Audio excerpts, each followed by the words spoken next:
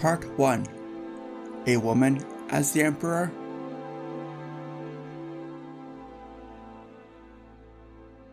In the early 1710s, the Holy Roman Emperor Charles VI, a member of the Habsburg dynasty, found himself grappling with a critical issue: the lack of a male heir to pass on his titles. He already saw firsthand the chaos of a disputed succession when Spain's King Charles II died in 1700, sparking a devastating 13-year war with France and Spain, which Charles VI lost. He sought to prevent a similar conflict over his lands. His closest heirs were his late brother Joseph's daughters, Maria Josepha and Maria Amalia. In 1703, Charles and Joseph signed the Mutual Pact of Succession, ensuring that if Joseph died, Charles would succeed him, which happened in 1711. When Charles died, his son would take over. But if he had no son, Joseph's daughters would inherit. Austria and Bohemia accepted the idea of a female ruler, but Hungary and Croatia could choose their king if there was no male heir, and the Holy Roman Empire did not allow women to rule. Charles soon won Hungary and Croatia's support, but he wanted to preserve as much power in his direct family as possible. If he had a daughter, he wanted her to rule instead of his nieces.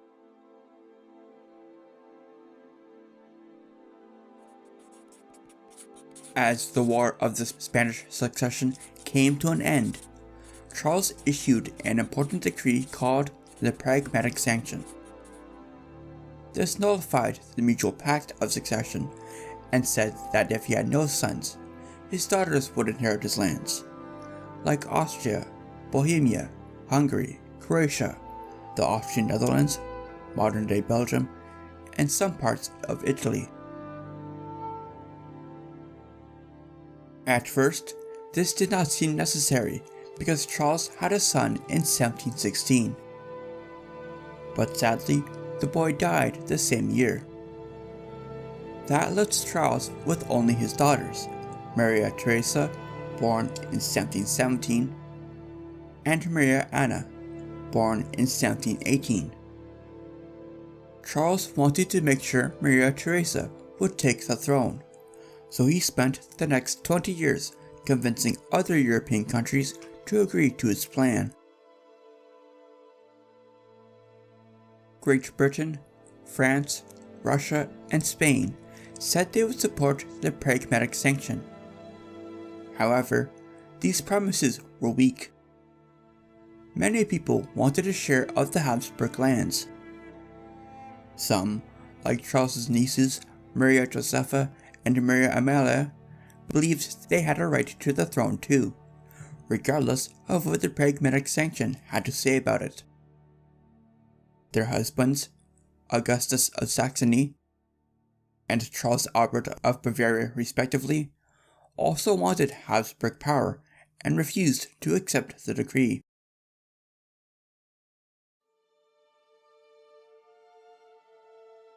Supporting the two electors was Austria's traditional arch-nemesis, France. While King Louis XV officially accepted the Pragmatic Sanction, he secretly opposed it. Already, France and Bavaria had been aiming to control the Holy Roman Empire for a long time, with Bavaria's elector, Maximilian Emanuel, siding with France during the War of the Spanish Succession. By the 1720s and 30s, France had pledged support to Bavaria and Saxony if Charles died without a son. Another dispute weakened Austria over Jülich and Berg, two small but valuable territories in northwestern Germany. Prussia's king, Frederick William I, wanted them, but Austria backed a Bavarian Wittelsbach rival. Prussia felt betrayed, as it had been Austria's ally in the war. France used this tension to its advantage and, in 1739, secretly made two opposite promises, one to Austria and one to Prussia, about who would get the land, hoping to befriend Prussia. Spain, under Philip V, a member of France's Bourbon dynasty, was another possible ally against Austria. Spain had lost many lands to them in 1713, but had since grown stronger. Having regained Naples and Sicily from Austria in the 1730s for her son, Infante Charles, the influential Queen Elizabeth Farnese sought more land in Italy for her other son, Infante Philip, fueling further tensions.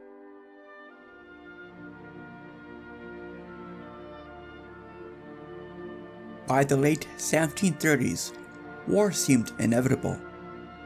Britain and Spain were already fighting. The 1713 Treaty of Utrecht gave Britain the Asiento de Negros, allowing them to sell enslaved Africans in Spanish colonies. British traders often smuggled more than permitted, however, angering Spain, which seized British ships and goods, as the two already agreed that Spain could search their ships. In 1737, Spain captured 11 British ships, further straining relations. Spain also resented British settlements in Central America and saw Georgia as a threat to Florida. Britain believed its navy could cripple Spain's economy by blocking gold and silver shipments. Some hoped to seize Spanish treasure ships, recalling the 1702 Battle of Vigo Bay. A 1739 settlement required Spain to pay Britain £95,000 sterling and Britain's South Sea Company to settle their debts of Spain. Neither side paid, however, and so when Britain sent warships to pressure Spain, talks collapsed. Under pressure from Parliament and the Board of Trade, Prime Minister Robert Walpole declared war in October. Initially, Britain triumphed, capturing Portobello in Panama in 1739, making Admiral Edward Vernon a hero in both Britain and America. However, later campaigns in 1741, targeting Cuba and Cartagena de Indias in modern-day Colombia, failed due to leadership disputes and deadly outbreaks of yellow fever. Of the 10,000 men sent, only 2,600 survived.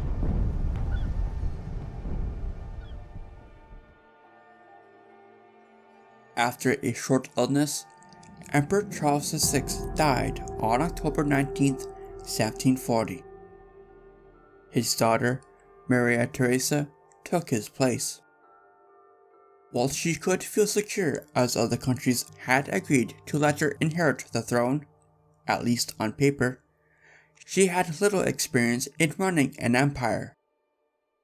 She was trained more in household duties, as expected for women of her time.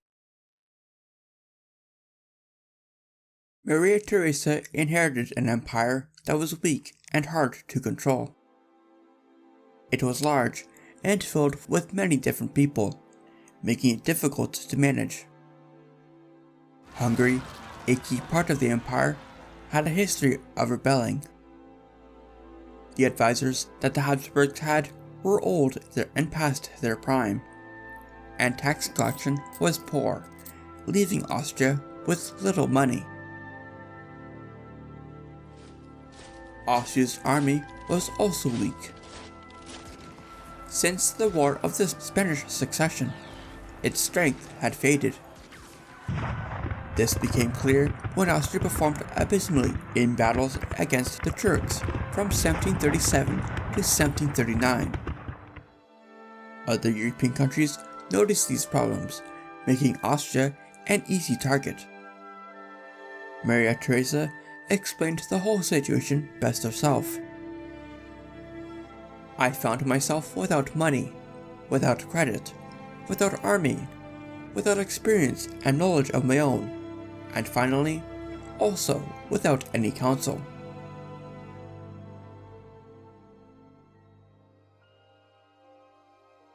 The exact opposite of this state of affairs could be found in Prussia. Prussia too had a change of rulers in 1740. Frederick William died on May 31st, and his son, Frederick II, took the throne.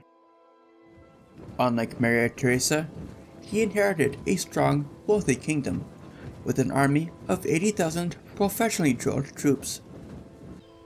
Frederick also had a weak claim to Silesia, Austria's richest province. It was vital for trade and wealth, especially because of its wool and clothing industry. It was so wealthy that a full quarter of Austria's taxes came from it. On October 26th, Frederick learned of Charles VI's death. Seeing an opportunity for glory and expansion, he noted Maria Theresa had few allies. Their traditional ally, Britain, was busy fighting Spain, and Russia was in turmoil after Empress Anna's death on October 28th. Control for the regency of the new emperor, the infant Ivan VI, left his court in chaos. By December, Frederick made his decision. He told Maria Theresa he'd support her husband, Francis Stephen, the Grand Duke of Tuscany, as the next Holy Roman Emperor if she gave him Silesia. But this was a ruse. His army had already invaded.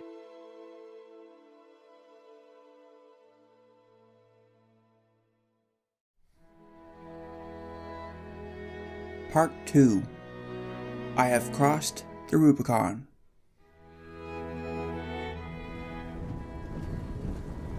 Declared Frederick as he led 27,000 soldiers into Silesia on December 16, 1740. His army moved fast, hoping to surprise the Austrians before they could fight back. To stop Austria from getting help, his field marshal, Kurt Christoph, the Count of Schwerin, led forces south to block reinforcements. By January 1741, Breslau, the region's largest city, surrendered without resistance. Frederick declared that Silesia was as good as conquered. Maria Theresa refused to give up. She rejected new offers from Frederick to buy Silesia. She knew that giving in would only invite more land grabs from other ambitious rulers, such as Charles Albert, who wanted to be crowned Holy Roman Emperor. His claim to Austria's lands were weak, but he still pursued his goal. Charles Albert then turned to France.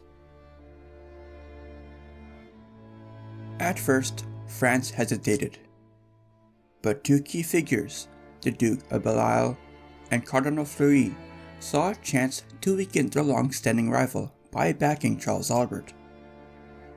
Frederick was wary of joining France, as he wanted to keep good ties with Britain and Russia, fearing that provoking them could spell trouble. But as Austria refused peace and the war grew, he realized he needed France.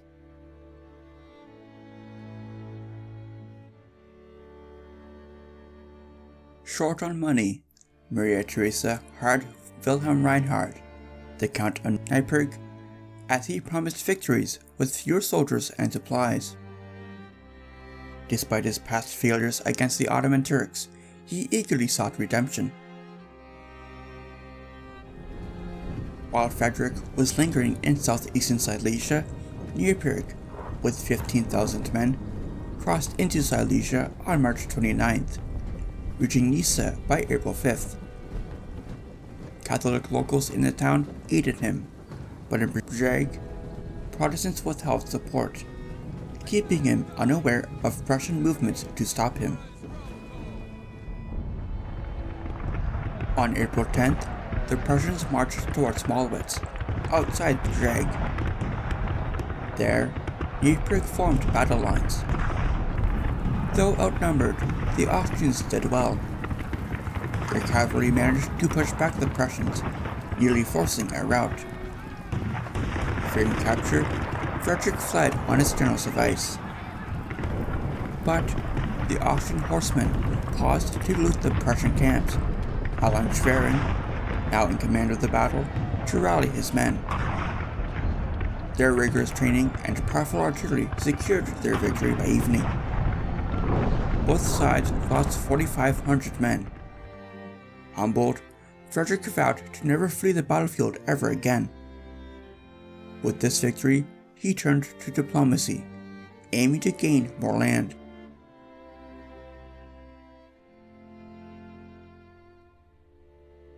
After Frederick won at Mollwitz, France saw its chance to weaken Austria. They helped Bavaria plan its next move. They were to capture Passau, an important city on the Danube River, to threaten Austria. France also tried to get Saxony and Sardinia-Piedmont to join them, but both refused. Augustus feared Frederick's power after Mollwitz, and Charles Emmanuel III wanted to see what Austria and Britain had to offer before taking a side. France's biggest problem was securing Prussia. Belle-Isle had convinced France to go to war, assuming Prussia would help. But Frederick refused to commit unless France acted first, which they did not. Meanwhile, Britain's parliament agreed to send to Austria £300,000, pushing Frederick to act. He again offered to recognize Maria Theresa's rule if Austria gave him Lower Silesia. Austria delayed answering. France then made progress in Bavaria. Philip V agreed to fund Charles Albert to become the next Holy Roman Emperor in return for French military support for his son in Italy. On May 28th, the Treaty of Nuremberg expanded the anti-Austrian alliance. 2 days later, Austria rejected Frederick's offer, so he formally sided with the Nuremberg allies. Frederick prepared his army, while Belle-Isle raised 80,000 French troops, intending to send half to Bavaria and half to threaten Hanover in northwestern Germany.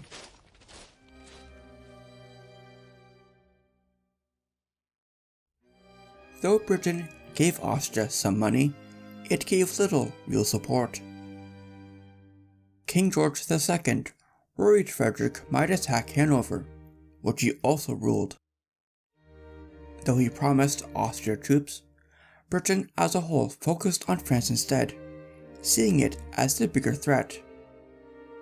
When George heard about France and Prussia's new alliance and their defeat at Cartagena, he was frozen into inaction for the foreseeable future. Meanwhile, Maria Theresa was nearing her breaking point. She feared she might lose everything. Bavaria was the first to see this through. Charles Albert, short on money and supplies, gathered 21,000 soldiers regardless, and took Passau without a fight on July 31st. In August, when Belle-Isle led French forces into Germany, Charles Albert moved into Austria, easily taking Linz on September 15th. Maria Theresa's last hope, Russia, vanished when France pushed an irredentist Sweden into war against it. Then, unexpected help came. Unlike her father, Maria Theresa respected Hungary's leaders. She wore their colors and honored their traditions when she traveled there to be crowned Queen of Hungary in June. When she returned in September asking for help, the Hungarian Diet promised 100,000 troops, though this was greatly exaggerated. Still, their show of support lifted her spirits and worried her enemies.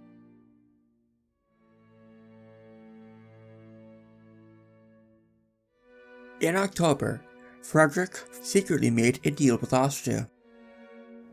His troops were tired, so on October 9th, they agreed to the Convention of Klein-Schnellendorf. Observed by a British intermediary, Austria agreed to hand over Lower Silesia. In return, Frederick promised not to attack Austria and Hanover. Since Frederick never signed the agreement, he could break it later without trouble. Meanwhile, Charles Albert, leading the French and Bavarians at Linz, faced two choices: attack Vienna or take Prague. He lacked the weapons to attack Vienna, so he chose Prague. Controlling Prague would control Bohemia's electoral vote, which would help him become Holy Roman Emperor. He also feared Augustus might take Bohemia for himself. "My mind is made up," declared Maria Theresa. "We must put everything at stake in order to save Bohemia. And to this end, I shall have all my armies, all my Hungarians killed off before I cede so much as an inch of ground." She put her husband, Francis Stephen, in charge of her armies, with his skilled brother Charles Alexander helping. By November 20th, 20,000 Saxon troops joined the French and Bavarians at Prague. 5 days later, the French General Maurice, the Count of Saxony, led a surprise attack at night. His men climbed the walls, caught the Austrians off guard, and took the city. On December 7th, Charles Albert was crowned King of Bohemia. Maria Theresa wept when she heard Prague had fallen.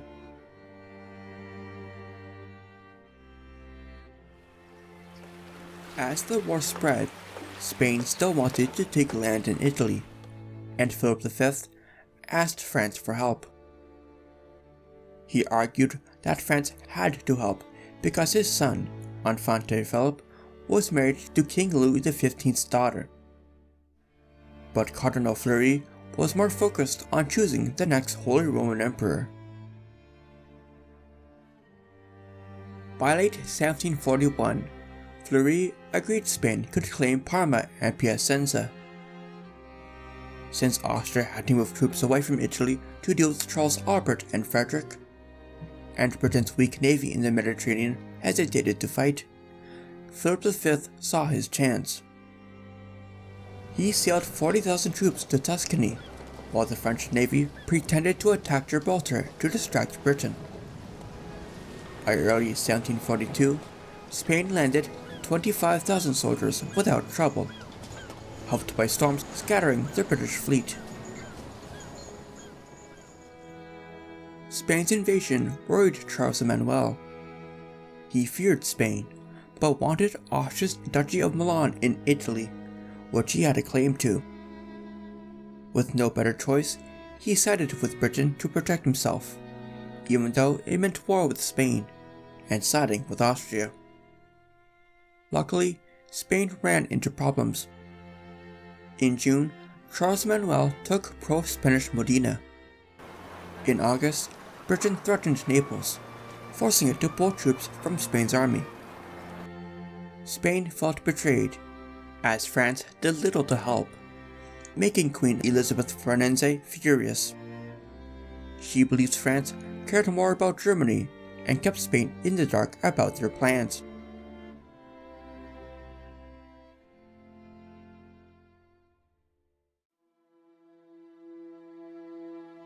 Part 3: The Austrian Revival.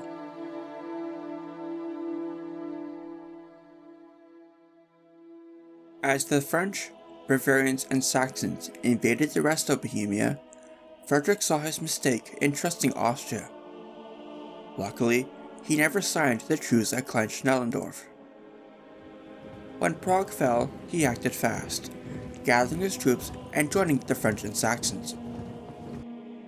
He struck a new deal with Bavaria and Saxony.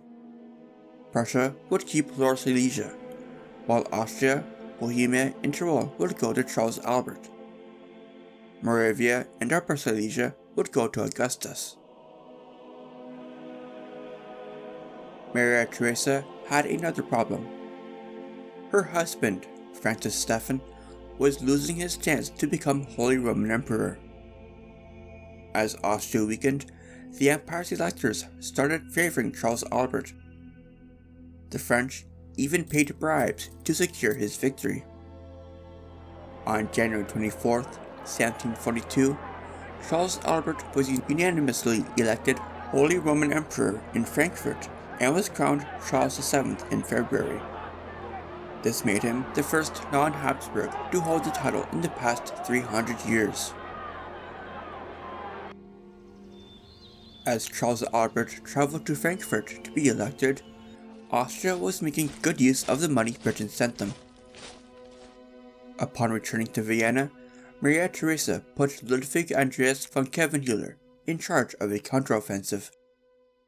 He left Vienna with 16,000 troops, ready to turn the war in Austria's favor.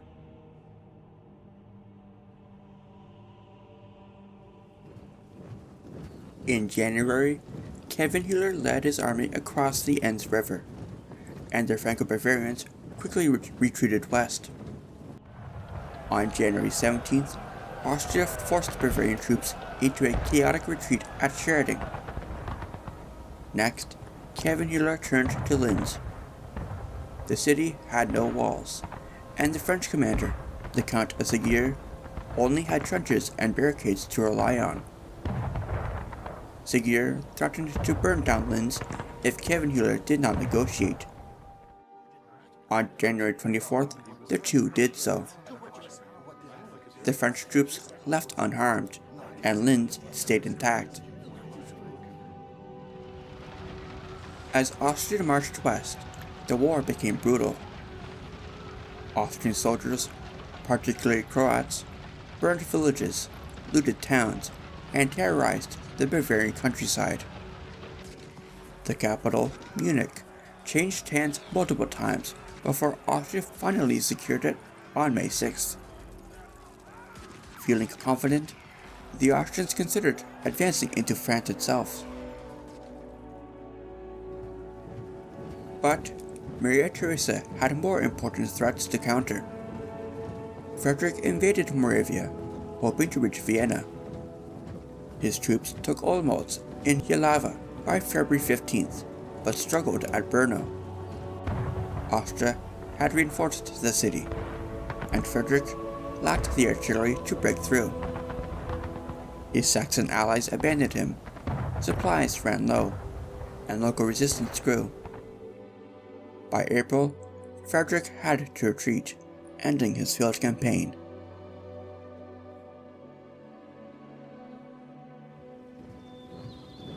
Austria's Charles Alexander then led his army into Moravia, hoping to take back Prague. He thought most of the Prussian army had retreated to Silesia, but they were actually in Bohemia.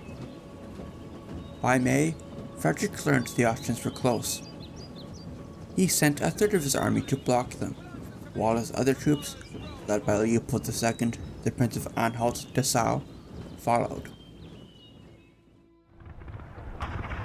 On May 17th, both sides, with about 30,000 soldiers each, fought at Chodositz. The Prussians learned their lesson at Molbitz and protected their flanks against Austria's cavalry, allowing them to fight back. The Austrians took the town and set it on fire. Instead of staying in formation, some soldiers looted the town, losing their momentum. Frederick seized the moment and forced the Austrians to retreat around noon. Both sides lost a quarter of their men. Austria, realizing their war with Prussia was becoming too costly in men and money, made peace. On June 11th, Austria and Prussia signed the Treaty of Breslau in Berlin, ending the First Silesian War. Austria gave most of Silesia to Frederick, and he agreed to withdraw his troops. On the plus side, Britons started seeing Austria as stronger than France, especially after their victories in Germany. The pro-war John Carteret replaced Prime Minister Walpole in February and pushed Parliament to approve an additional £300,000 for Maria Theresa.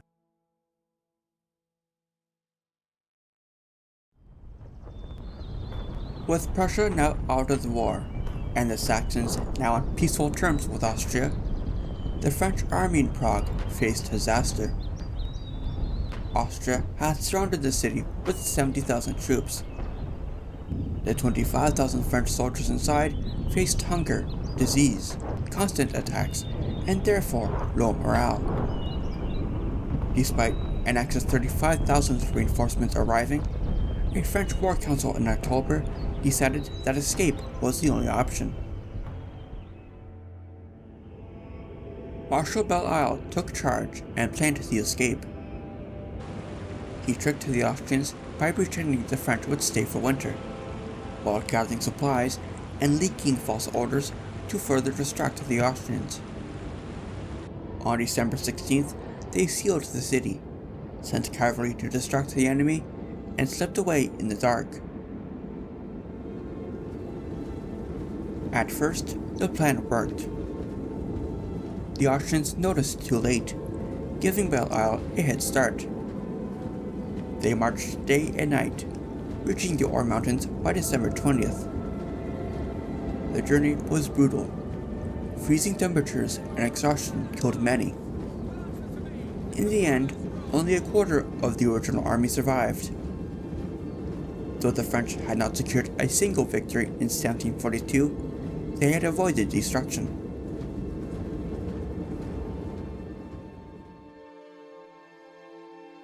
France entered 1743 facing a leadership crisis after the death of Cardinal Fleury.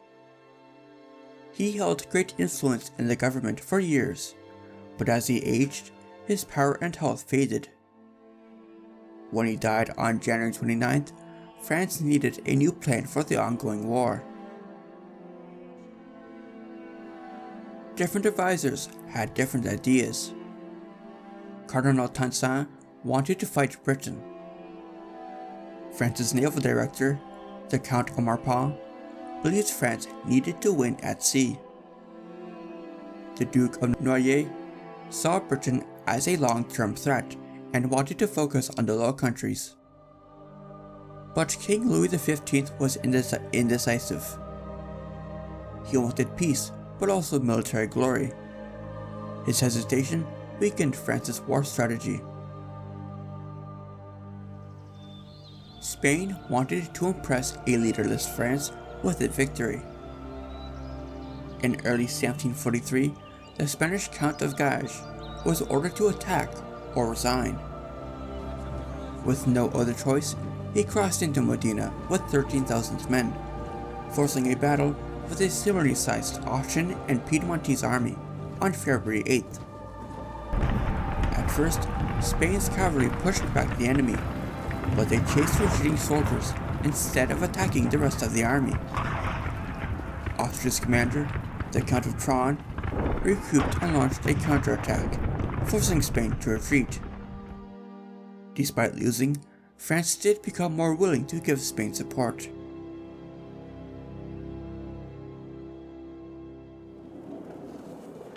Meanwhile, John Carteret was making alliances to strengthen Britain's position.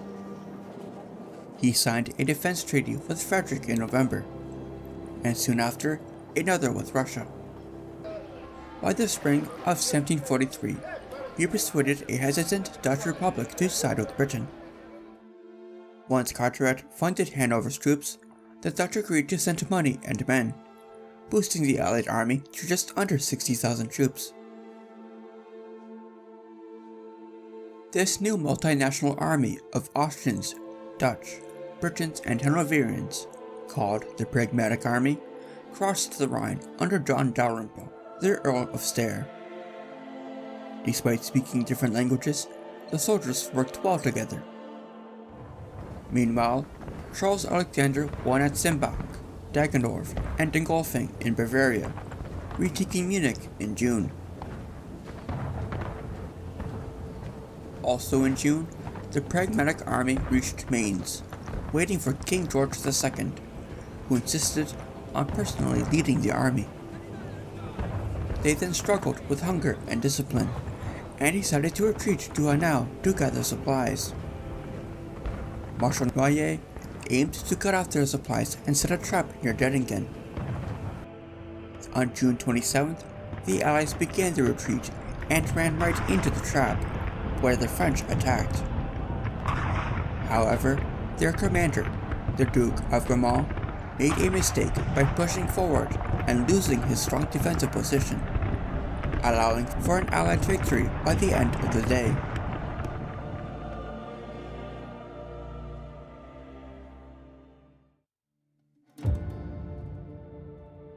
Part 4. Expansion and Contraction.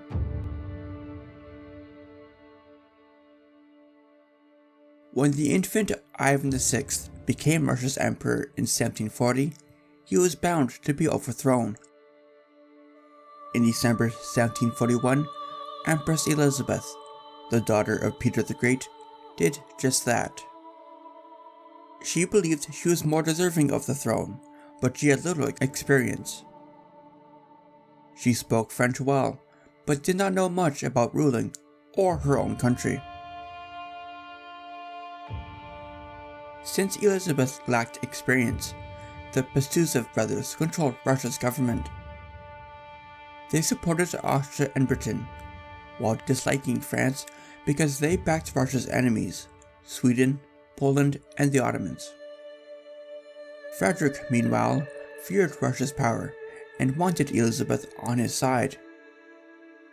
He supported Armand Lestock, her friend, who spread pro-French ideas in her court. In 1743, Lestock claimed there was a plot to restore Ivan VI to the throne. Some evidence was true, but much was fake. Austria's diplomat, Botta Diodorno, was accused of plotting, but had already left. Austria refused to punish him, hurting relations with Russia. Meanwhile, Britain helped Austria and Sardinia-Piedmont form an official alliance. Spain tried to pull Sardinia-Piedmont to its side with the promise of Milan. Unsure, Charles Manuel made Austria act fast and give them parts of Milan to secure his loyalty. Maria Theresa did so, and in September, Austria, Sardinia-Piedmont, and Britain signed the Treaty of Worms, agreeing to help each other in Italy.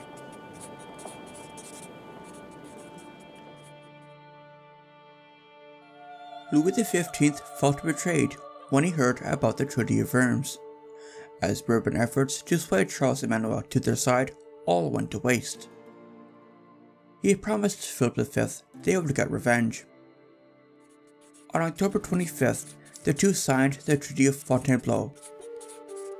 They agreed to use their armies to help Philip V's son, Infante Philip, take control of Milan, Parma, and Piacenza. Spain then declared war on Sardinia-Piedmont, and France joined in. The Count of Maurepas still saw Britain as the real enemy. He planned two naval attacks, one to help Spain in Italy, and another to invade Britain, hoping to put James Edward Stuart on the throne. France's leaders approved the plan, but some, like Noyer, wanted to fight in Flanders and Germany instead. Louis XV ambitiously agreed to both plans. In early 1744, France sent 30,000 troops from Toulon to Italy, but British Admiral Thomas Matthews attacked. The battle was chaotic, and while Britain won small fights, the French fleet escaped. Meanwhile, another French fleet tried to invade England with 12,000 troops, and a British fleet tried to counter, but a storm wrecked both their plans in March. The invasion failed, and France gave up. Louis XV then officially declared war on Britain on March 15th, and on Austria on April 27th.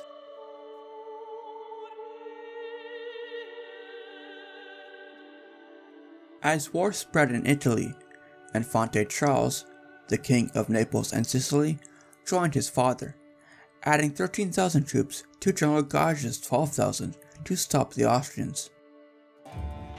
Austria's Prince of Lobkowitz and his 20,000 troops, meanwhile, indulged in Rome's luxuries. In June, Gage attacked them at nearby Velletri, catching them off guard and securing a victory.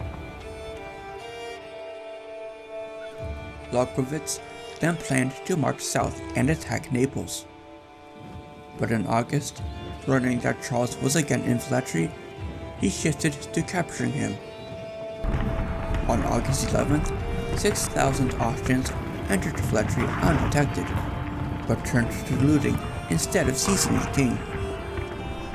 Charles escaped, recouped, and counterattacked. Drunk and overencumbered, the Austrians fled with heavy losses. Bourbon rule in southern Italy was secured for the rest of the war. France and Spain, meanwhile, aimed to force Charles Emmanuel out of the war by attacking Sardinia-Piedmont from the southwest. They were to capture Cuneo first, then attack Lombardy. On July 4th, Bourbon forces, led by Louis-Francois, the Prince of Conti, crossed the Alps, forcing the Piedmontese to spread thin. Advancing down the Stour River, they besieged Demont on August 8th, capturing it by the 17th. The Bourbons then set their sights on Cuneo, which would open the rest of Piedmont for conquest.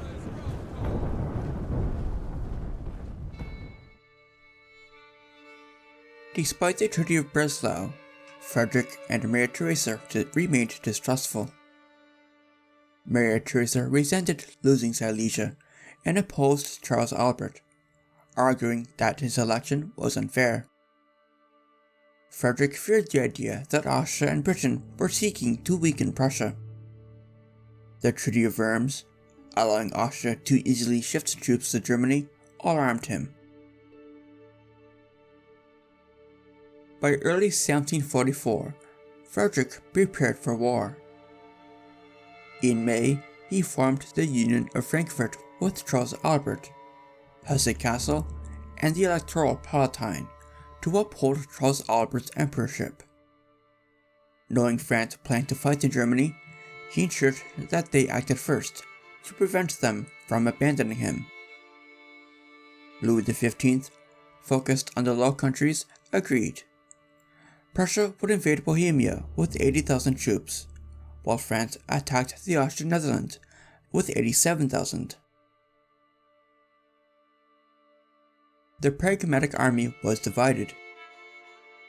The Dutch, obligated by the barrier treaties, forcefully became reluctant defenders. Austria's Leopold, the Duke of Arnberg, prioritized protecting his own property in the Austrian Netherlands.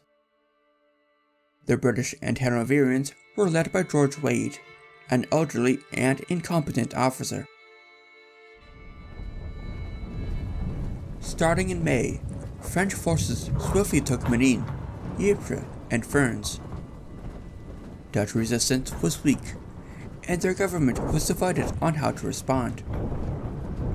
But Charles Alexander then led 70,000 troops into Alsace, forcing Louis XV to march east to defend it, despite concerns over his inexperience in battle.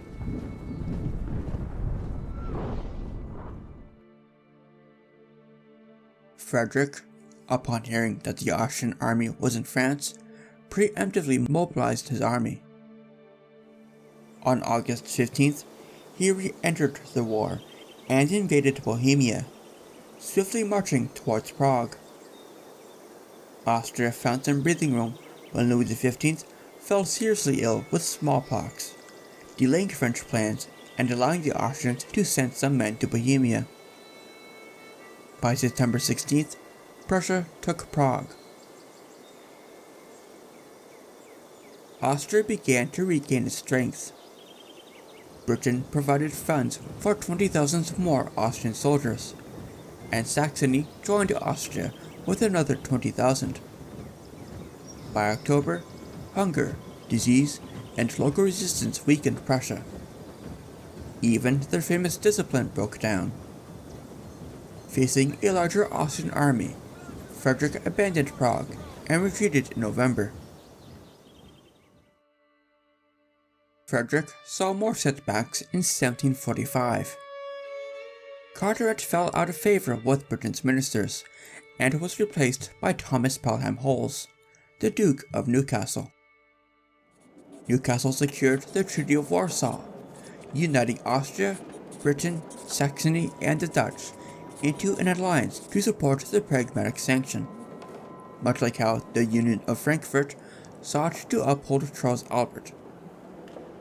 But Charles Albert died on January 20th, and his son, Max Joseph, made peace with Austria, agreeing to back Francis Stephen as Holy Roman Emperor, a blow to France and Prussia's war effort.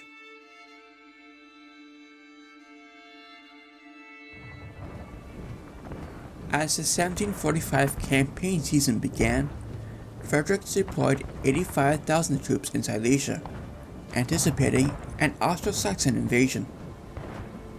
Charles Alexander, confident with 75,000 troops, targeted Breslau from Bohemia. However, Frederick's superior intelligence revealed the attack from Bohemia, allowing him to reposition and mislead the enemy.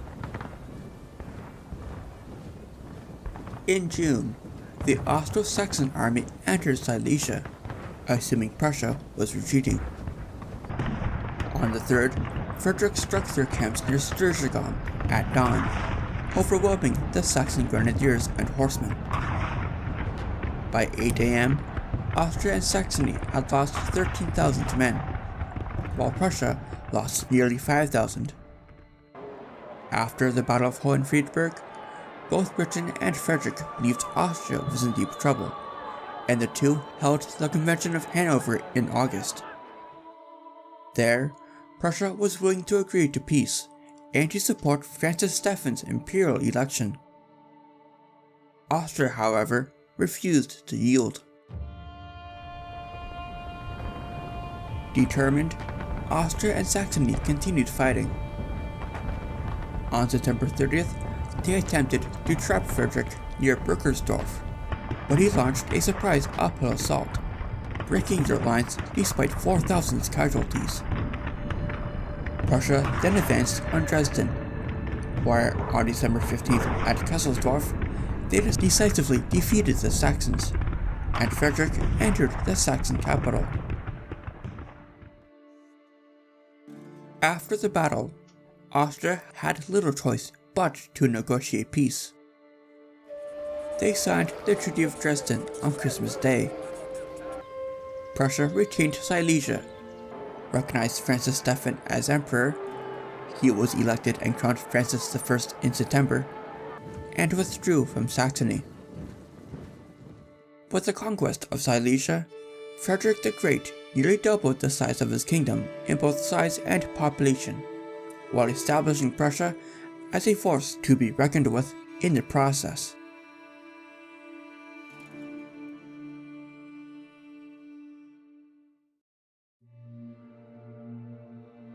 Part 5. A Post-Dresden War.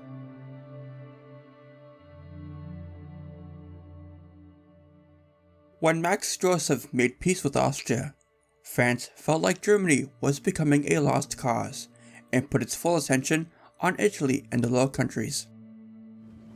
On March 31st, Maurice of Saxony left Versailles to lead 95,000 well-trained French troops against Tournai in the Austrian Netherlands, a key fort on the Scheldt River. On April 30th, Maurice besieged Tournai. The Dutch defenders were unprepared, and the once formidable fortress, designed by the talented Vauban, had deteriorated over time. Maurice even bribed the fort's engineers to neglect repairs. Maurice also wanted to lure the Allies into battle. He positioned defenses to funnel the Allies into a killing zone between the neighboring village of Fontenoy and the woods of Berry. The Allies arrived on May 10th. Prince William, the Duke of Cumberland, eager to prove himself, ignored warnings of hidden French troops and pushed forward aggressively. On May 10th, the Dutch attacked Fontenoy, but were repelled. British and Hanoverian troops advanced through the center, briefly pushing back the French until they started struggling with terrain and resistance. Sensing victory, Maurice pressed forward. After 10 chaotic minutes, the Allies fled. Both sides lost 7,000 men and 2,500 dead. It is, Maurice wrote, very sweet to win battles.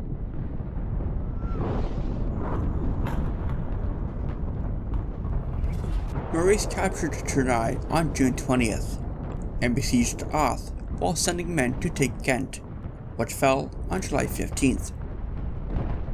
By late July, the French controlled Oudenarde, Bruges, Termonde, and Newport, with Ostend falling on August 24th. With half of Flanders secured, Maurepas revived the idea of invading Britain, this time through Charles Edward Stuart. Stuart sought to overthrow King George II and press his claim to the British throne. With most of the British troops in Flanders, defenses at home were weak, and he used this to his advantage. On July 15th, he sailed from France, landing in Scotland on August 3rd, sparking a Jacobite uprising. Gaining recruits, he captured Edinburgh in September and won the Battle of Prestonpans, alarming London and prompting a troop recall. On December 15th, he reached Derby, a week's march from London. By then, Britain had mustered 30,000 troops. Jacobite morale plummeted, and civilians turned hostile towards Stuart as Cumberland's army entered Scotland. Forced north to Inverness, they ran low on food and support. A field attack at Nairn left them exhausted at Culloden. On April 27, 1746, Cumberland attacked. British cannons decimated the Jacobites and repelled a charge. The British lost 300 men, the Jacobites 1,500. Stuart fled to France as Cumberland executed prisoners, hanged rebels, and deported over 1,000 Jacobites. The government seized Jacobite estates and weapons, banned traditional Highland dress, and dismantled the Scottish clan system in order to break further Jacobite resistance.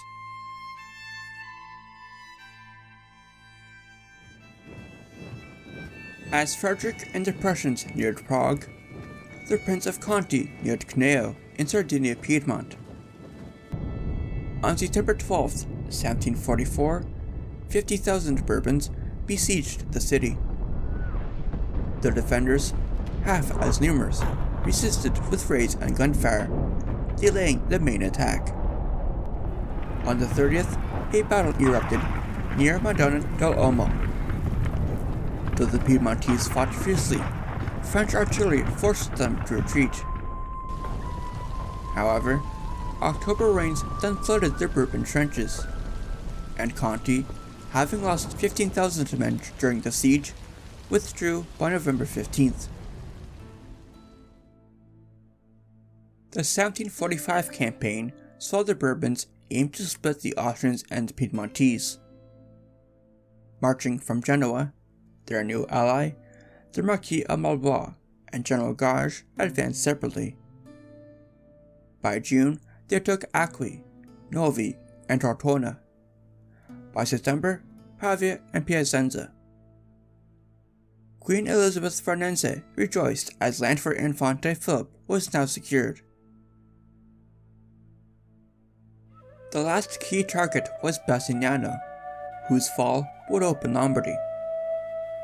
A dry summer had made the Tanaro River crossable, enabling an attack on September 27th. Facing superior numbers, Charles Emmanuel's troops retreated, and Bassignano fell.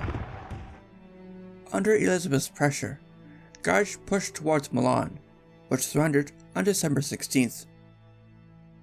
By year's end, only the citadels of Asti, Alessandria, Milan, and Mantua remained unconquered. Sardinia-Piedmont was now left at the mercy of the Bourbon army.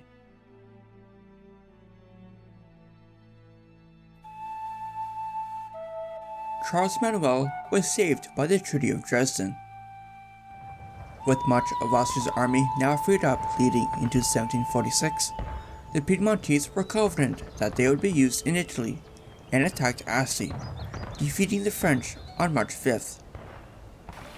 By mid-March, Austria reclaimed the Tanaro River Valley, forcing the Spanish to abandon their siege of Alessandria. The Bourbon army faced desertion, food shortages, and disease as they were crammed into a small area near Piacenza by June. At dawn on June 16th, Austria pounced. The French misjudged the terrain, creating a bottleneck. By noon, their right wing collapsed. The Spanish gained ground, but faltered under Austrian cavalry. By midday, Infante Philip fled the carnage, leaving behind 3,400 Austrian and 13,000 Bourbon casualties. Spanish resolve wavered after Philip V died on July 9th. His successor, Ferdinand VI, sought peace. When Louis XV's Spanish daughter-in-law died in childbirth, he rejected a marriage proposal for her sister, straining Spain's alliance with France. Meanwhile, the Bourbon army, outnumbered, retreated to Genoa, which fell to Austria on September 6th. General Botta Diodono imposed harsh penalties on the city, fueling resentment. By October, Austria took Nice, and the remaining 17,000 Bourbon troops limped into France as Austria advanced into Provence.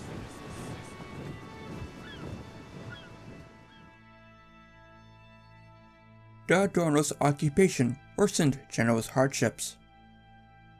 Starving peasants fled to the city, worsening inflation and debt.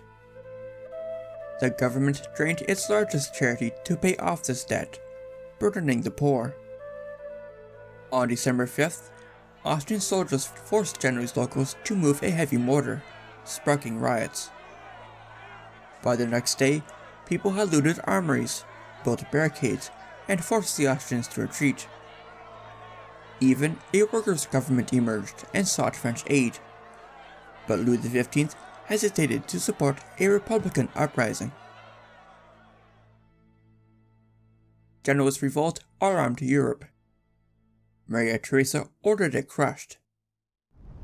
Austria and Sardinia-Piedmont tried to isolate Genoa on land, while Britain's navy blocked French aid by sea. Yet some reinforcements slipped through. By April, France had sent 3,000 soldiers to add to the Genoese militia resisting the siege. In June, an army under Marshal Belle-Isle entered Nice, forcing Charles Emmanuel to withdraw from Genoa. Another army, led by Belle-Isle's younger brother, Chevalier de Belle-Isle, marched across the Alps towards Turin. The battle at Assietta Ridge on July 19th turned into a massacre. French soldiers climbed over their dead, only to be cut down by raking volley fire. France lost 5,300 men, the Piedmontese just 299. War had devastated Italy, and as peace talks loomed, no more major campaigns followed for the rest of the war.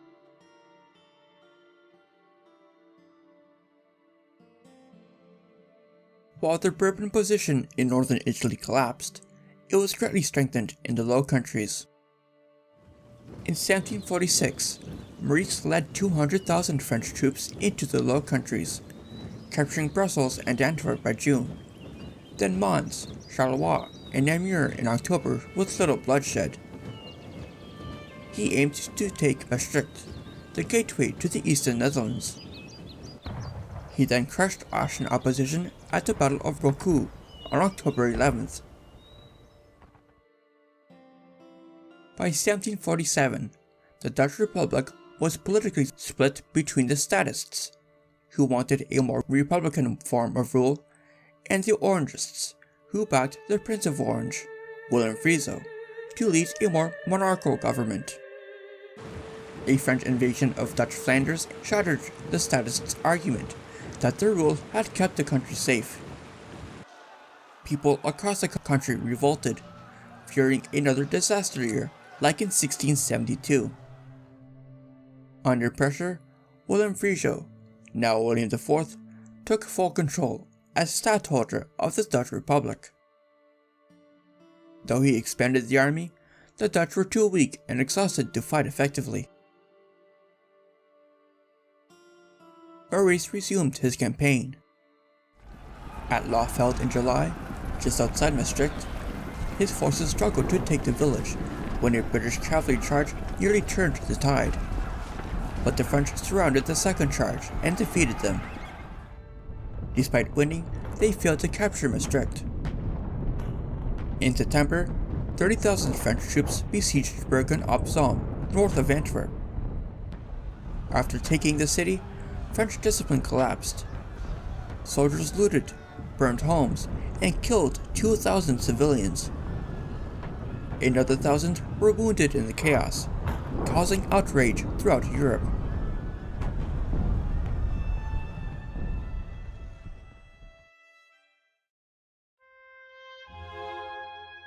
Part 6. Aix-la-Chapelle.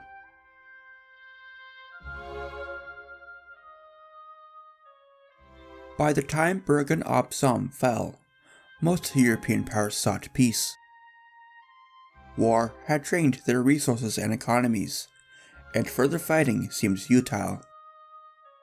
Spain wanted to avoid more costly battles in Italy.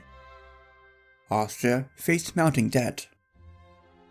Even Britain, though dominant at sea, struggled economically as stocks fell and trade slowed.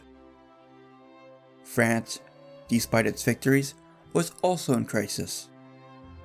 The war crippled its economy, trade suffered, and food shortages worsened due to bad harvests and a British blockade. The Second Battle of Cape Finisterre in October 1747 left France defenseless at sea, forcing its leaders to consider peace. Peace talks had been happening in Breda in the Dutch Republic since 1746, but they stalled. By November 1747, negotiations moved to Aachen, or Aix-la-Chapelle in French. At the heart of the peace talks were land disputes. Britain and Austria refused to let France keep the Austrian Netherlands. And in America, Britain wanted to keep the fortress of Louisbourg, which they had captured from France at great cost in 1745. In Italy, Spain still sought land for Infante Philip. Britain supported this, but Austria and Sardinia-Piedmont did not. Monarchs also sought recognition. Francis Stephen wanted France to acknowledge him as Holy Roman Emperor. Britain demanded that France drop support for the Jacobites. Frederick sought assurances that Austria would not reclaim Silesia. The peace talks were difficult, with conflicting interests and little trust.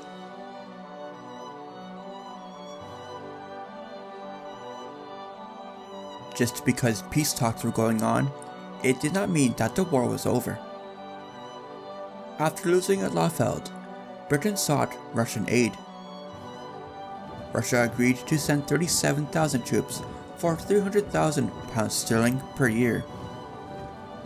In February 1748, under Prince Repnin, they moved west through Poland, Austria and Britain secured their passage through Germany. Even Frederick did not object. If nothing was done, a large Russian army would soon be near Alsace, a serious threat to France. Maurice still wanted to fight. Though difficult to besiege, Maurice believed that taking Maastricht would strengthen France's position in the peace talks.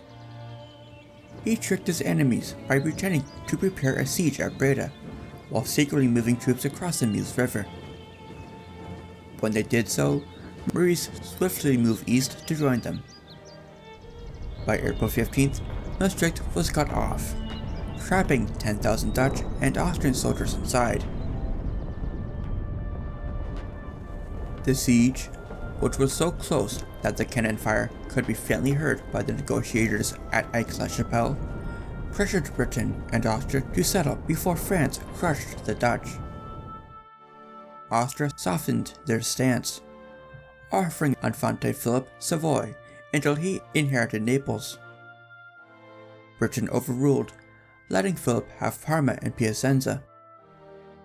The first seams in the Anglo-Austrian friendship were torn.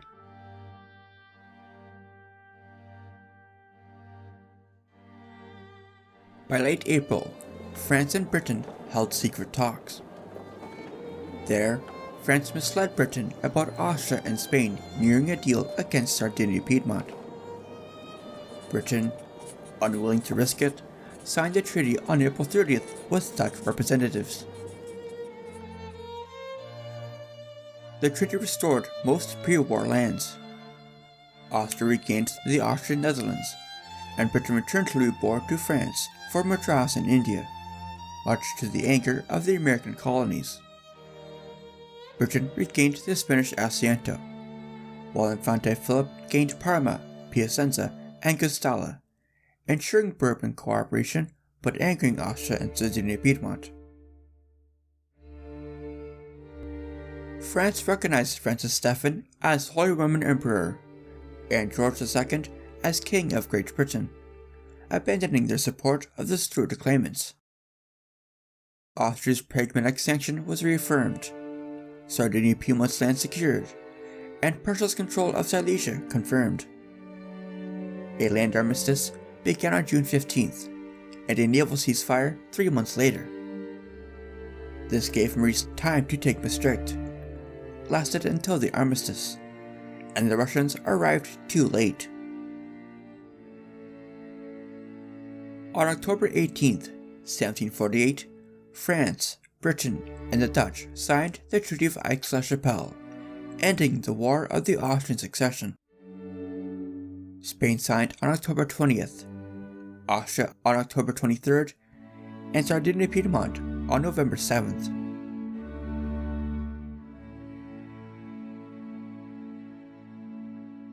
The War of the Austrian Succession was brutal.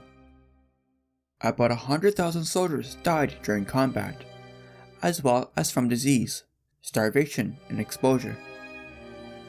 Civilians suffered from battles, sieges, looting, famine, and disease spread by armies. Some estimates suggest 4 times as many civilians died compared to soldiers, bringing the total death toll to around 500,000 people. The war began a major shift in European relations.